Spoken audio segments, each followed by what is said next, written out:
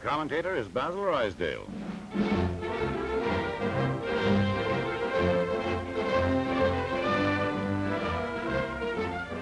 West Point, established as a garrison by General George Washington in 1778. Created the United States Military Academy by President Thomas Jefferson in 1802. And remolded in 1817 by Colonel Sylvanus Thayer into the world's outstanding military institution. Today it stands as our nation's pilot light. West Point glows brightly in time of peace and flares forth in flaming, fighting fury in time of war. West Point is commanded by General Francis B. Wilby, distinguished soldier, able administrator, and a keen judge of human nature. He holds a dual capacity of superintendent of the academy and post commander of the military reservation. In his charge are about 2,400 cadets and 2,000 officers and soldiers. Strong bodies, clean minds. That is the order of every day. That is the way West Point builds its generals of tomorrow. Physical coordination and condition are first essentials in the training of cadets, to ground them thoroughly in basic combat principles, to teach them fundamental tactics, to harden them so that they will be physically equipped to lead the men they are later to command. Here are America's military leaders of tomorrow. They must be made fit, alert, and ready for the career they have chosen. They must know and know well a soldier's duties in every branch of military combat. These exercises combine to mold the cadets into fighting foot soldiers who may soon lead their men in battle action through smoke, fire, and gases over obstacles of every sort.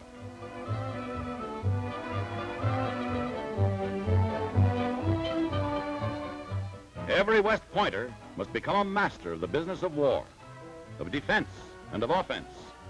Every cadet is faced with dozens of combat principles. He must fight, and he must win.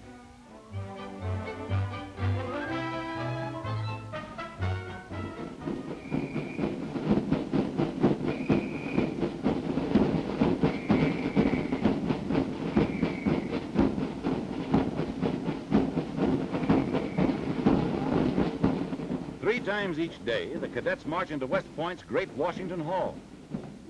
Here at scheduled intervals, an abundance of nourishing food provides the fuel for the men who must constantly undergo vigorous exercise and intensive study.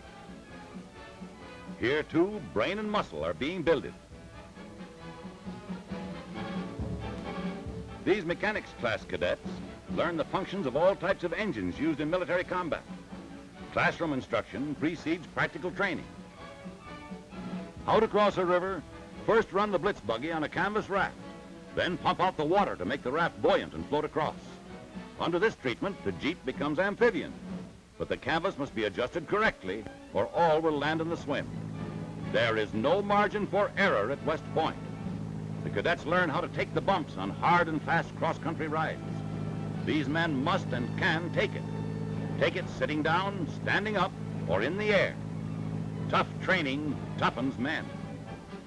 To become professional soldiers, they must study in the field and in the classroom from sun-up until long after nightfall.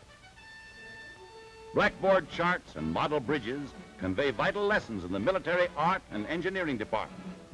Theories on actual battle actions are followed with practical demonstrations. Not only are the cadets taught how to build bridges and demolish them, but road construction, field fortification, and camouflage are also studied and mastered.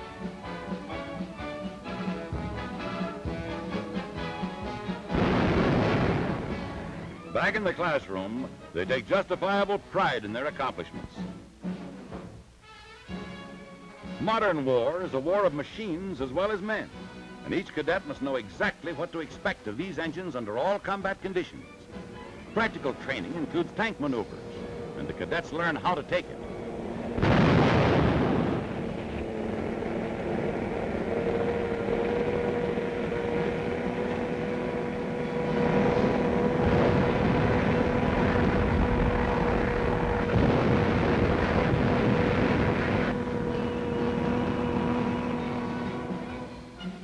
In modern laboratories, cadets gain vital knowledge of vital concern.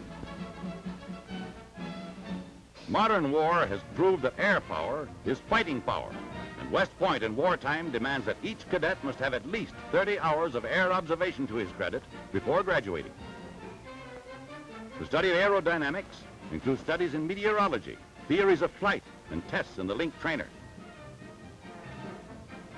This miniature plane never leaves the ground, but the cadet gets most of the sensations of flying, while the alert instructor nearby tells him what to do and if he's doing it.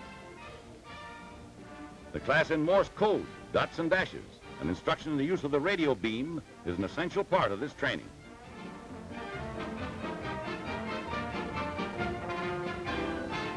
Stewart Field nearby is West Point's own flying field. It is known as the Wings of West Point. Again, instruction emulates actual combat action, this time in the air, for bombing, reconnaissance, and fighter tactics. Here, each cadet is assigned a licensed pilot for flight training. The instruction is thorough, for victory in this war and in wars to come will greatly depend on the air strength of a nation.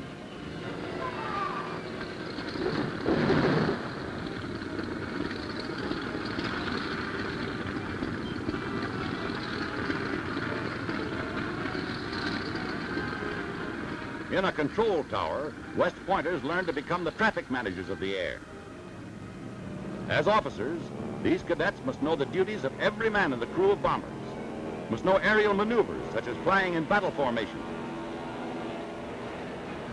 The link trainer plays an integral part in the development of the flying cadets.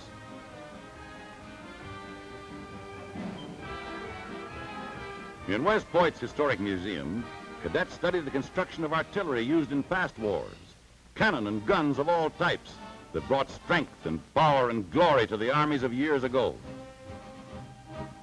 Ancient battle trophies now obsolete and quieted under the battle flags of wars won and ended. Sand table instruction makes military operations a visual game. Here battle tactics are developed. Then out to a nearby fort for action.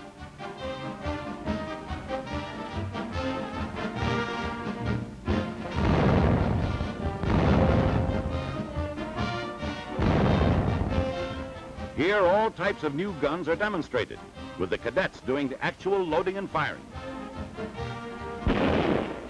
The problems of the classroom come to life as commanders and troops practice the exercises and execute the battle problems prepared on the sand table.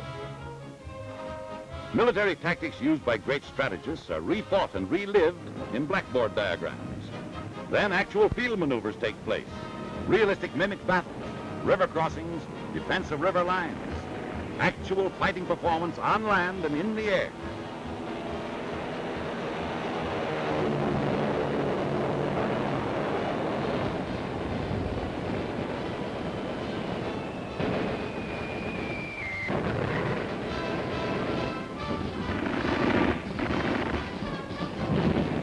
The spirit of West Point permeates and inspires every officer now serving in our mighty United States Army, thus making all true West Pointers in ideals, fortitude, and the will to fight and to win.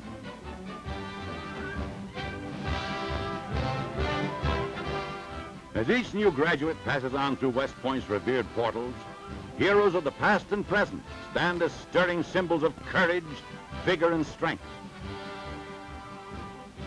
General Ulysses S. Grant, General Robert E. Lee, General William T. Sherman,